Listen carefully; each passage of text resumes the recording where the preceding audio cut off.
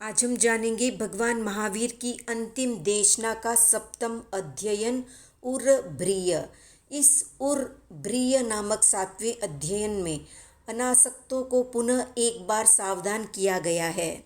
जैसे ऊंचे पहाड़ की चढ़ाई पर चढ़ने वाला अपने अन्य साथियों को पुनः पुनः मुड़कर पुकारता है, सावधान करता है, संभल कर चलो, सावधान हो जाओ, वैसे ही इस अध्ययन में आसक्ति और अज्ञान के अंधकार में भटकते हुए जीवों को दिग्दर्शन दिया गया है। अनेक उदाहरण देकर स्पष्ट किया गया है कि कौड़ी के मोल करोड़ों को हारने वाले अंत में कैसे पछताते हैं। स्त्री और स्वादिष्ट भोजन में आसक्त प्राणी मरकर दुर्गति में जाता है, अंधकार में भटकता है।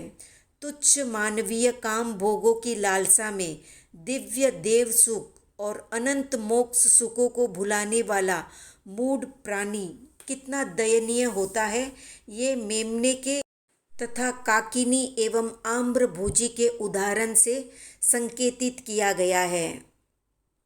भगवान महावीर अपनी देशना में कहते हैं कि जैसे कोई व्यक्ति संभावित अतिथि के उद्देश्य से मेमने का पोषण करता है, उसे चावल, जौ या हरी घास आदि देता है और अपने आंगन में ही उसका पोषण करता है, फिर वो मेमना अच्छा खाने पीने से पुष्ट, बलिष्ठ, चर्बी बढ़ जाने से मोटे पेट वाला हो जाता है, तब वो अत्यंत तृप्त मांसल देह वाला मेमना बस पाहुने या मेहमानों की प्रतीक्षा करता है।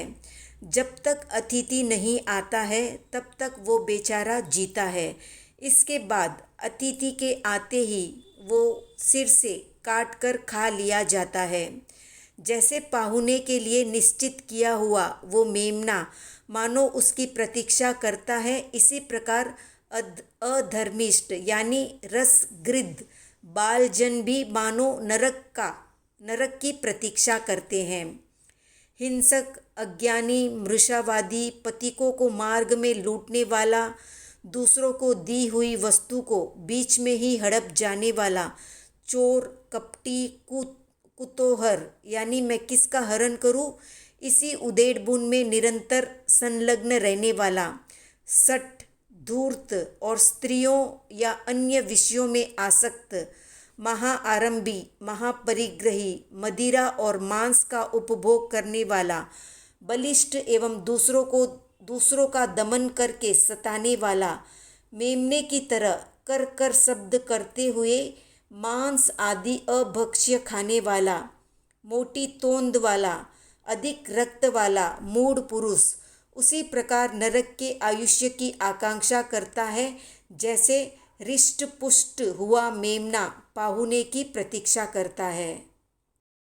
भगवान आगे बताते हैं कि आसन, शैया, वाहन, धन और काम भोगों का उपभोग कर दुख से एकत्रित किए बटोरे हुए धन को छोड़कर प्रचुर कर्म रज को संचित करने के बाद कर्मों से भारी बना हुआ, केवल प्रत्यक्ष भोगे जाने वाले विषय सुखों में तत्पर यानी केवल प्रत्यक्ष में ही विश्वास रखने वाला जीव मरणांत काल में जिस प्रकार पाहुने के आने पर मेमना शोक करता है, उसी प्रकार शोक करता है। उसके पश्चात आयुष्य के क्षीण होने पर विविध प्रकार से हिंसा करने वाले वे अज्ञानी जीव जब देह से छूटते हैं तो कृत कर्मों के वशवर्ती होकर अंधकारपूर्ण आसुरीय दिशा यानी नरक की ओर जाते हैं। भगवान आगे बताते हैं कि जैसे एक क्षुद्र काकिनी के लिए कोई मूढ़ मनुष्य 1000 कार्शापन गवा देता है और कोई राजा अपने लिए कुपत्य आम्रफल खाकर बदले में अपना राज्य खो देता है, वैसे ही जो व्यक्ति मानवीय भोगों में आसक्त होता है वो दैविक भोगों को हार जाता है। अब जानते हैं इससे जुड़ी एक कहानी। एक भिखारी ने बड़ी मुश्किल से 1000 कार्शापन यानी सिक्के इकट्ठे किए। एक बार वो उन्हें साथ लेकर अपने गांव की ओर लौट रहा था। खाने पीने की व्यवस्था के लिए कुछ काकिनी यानी कुछ सिक्के अपने पास ऊपर रखे थे। एक दिन वो रात को गांव में कहीं ठहरा था। सुबह चलते समय वहीं एक सिक्का भूल गया और चल दिया। रास्ते में जाते जाते उसे उस सिक्के की याद आई तो 1,000 सिक्के वहीं भूमि में गाड़ कर वो काकिनी लाने के लिए वापस गया। परंतु वो काकिनी उसे वहाँ नहीं मिली। निराश होकर लौट आया। इधर 1,000 कारशापन भूमि में गाड़ते यानी 1,000 सिक्कों को भूमि में गाड़ते किसी चोर ने देख लिया। वो पीछे से उन्हें निकाल कर ले गया। भिखारी वापस आया। 1,000 सिक्के जहाँ छिपाए थे वे भी उसे वहाँ नहीं मिले। वो सिर पीट कर पछताता रह गया। इसी प्रकार जो व्यक्ति अल्प सुख के लिए दिव्य सुखों को छोड़ देते हैं वे भी उस भिखारी की तरह अंत में दुखी होते हैं। अब जानते हैं दूसरी कहानी। एक राजा आम बहुत खाता था। उसे आम्र का अजीर्ण हो गया। चिकित्सकों ने राजा की चिकित्सा की। वो स्वस्थ हो गया, किंतु उन्होंने राजा से कहा कि अब आम जिंदगी में कभी मत खाना। यदि खाएंगे तो जीवन से हाथ धोना पड़ेगा।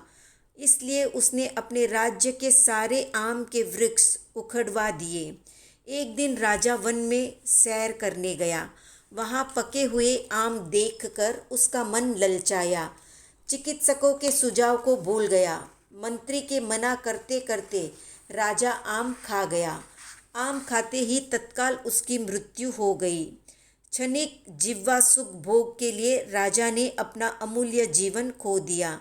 इसी प्रकार जो साधक मनुष्य जीवन के ओस के जल कणवत तुच्छ क्षणिक सुख के चक्कर में पड़ जाता है वो मनुष्य जीवन से प्राप्त हो सकने वाले सागर जल के समान विशाल देव सुखों को या दिव्य सुखों को गंवा देता है। इसी प्रकार देव भव संबंधी काम भोगों के सामने मनुष्य संबंधी काम भोग और भी तुच्छ है, क्योंकि देवलोक के काम भोग और आयुष्य मनुष्य भव के काम भोग और आयु से 1,000 गुने अधिक है। ज्ञान क्रियावान साधक की स्वर्ग में असंख्यात काल की स्थिति होती है, किंतु दुर्बुद्धि जीव 100 वर्ष से भी कम आयुष्य काल में हार जाता है। भगवान आगे बताते हैं कि 3 वणिक यानी 3 व्यापारी मूल पूंजी लेकर घर से निकलते हैं।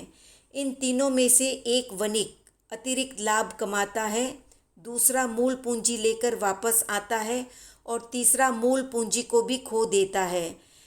धर्म के संबंध में भी इसी तरह समझ लेना चाहिए कि मनुष्यत्व मूल धन है। देव गति का मिलना अतिरिक्त लाभ है, परंतु मूल धन के नष्ट हो जाने से यानी मनुष्यत्व को खो देने से जीवों को अवश्य ही नरक गति या तिर्यंच गति प्राप्त होती है। एक कहानी के माध्यम से जानते हैं। एक वणिक ने अपने 3 पुत्रों को 1,000 मुद्रा देकर कहा, तुम अपनी इस पूंजी से व्यापार करो और अपनी योग्यता का परिचय देकर दिखाओ। एक पुत्र ने पूंजी को लेकर आमोद प्रमोद किया। सोचा पैसा है तो भोग भी करना चाहिए, कुछ दिन मौज शौक करके फिर व्यापार करूँगा। उसने प्रमाद में ही सारी पूंजी खो दी। दूसरे पुत्र ने पूंजी को सुरक्षित रखने हेतु उसे ब्याज में लगा दिया। तीसरे पुत्र ने उस पूंजी से व्यापार किया और खूब लाभ कमाया। तीनों पुत्र जब वापस पिता के पास पहुँचे तो पहला मूल धन गंवा कर आया, दूसरा मूल सुरक्षित लेकर आया और तीसरा मूल पूंजी को कई गुनी करके लौटा। तो मनुष्य भव मूल पूंजी है, देव गति उसका लाभ है, नरक और तिर्यंच गति मूल पूंजी की हानि है। इसे एक दृष्टांत से समझते हैं। 3 संसारी जीव मनुष्य गति में मनुष्य रूप में आए। उनमें से एक मृदुता ऋजुता आदि गुणों से संपन्न और मध्यम श्रेणी के आरंभ परिग्रह से युक्त है। वो मरकर उसी मनुष्यत्व को पुनः पाता है। दूसरा सम्यक दर्शन चारित्र गुण में स्थित है, सराग संयमी है। वो मरकर देवलोक में उत्पन्न होकर अतिरिक्त लाभ प्राप्त करता है। तीसरा हिंसक है, वृषावादी है, अज्ञानी जीव है, पाप युक्त प्रवृत्तियां करके मूलधन नष्ट कर देने वाले वणिक की तरह मनुष्यत्व रूप मूलधन को खोकर नरक गति या तिर्यंच गति पाता है। आगे भगवान कहते हैं कि अज्ञानी जीव की दो प्रकार की गति है, नरक और तिर्यंच, जहाँ उसे वधमूलक आपदाएं प्राप्त होती है, क्योंकि वो विषय लोलुपता और शठता धूर्तता के कारण पहले ही देवत्व और मनुष्यत्व को हार चुका होता है। दो प्रकार की दुर्गति में गया हुआ यानी नरक और तिर्यंच गति में गया हुआ बाल जीव सदा मनुष्य गति और देव गति को हारा हुआ होता है।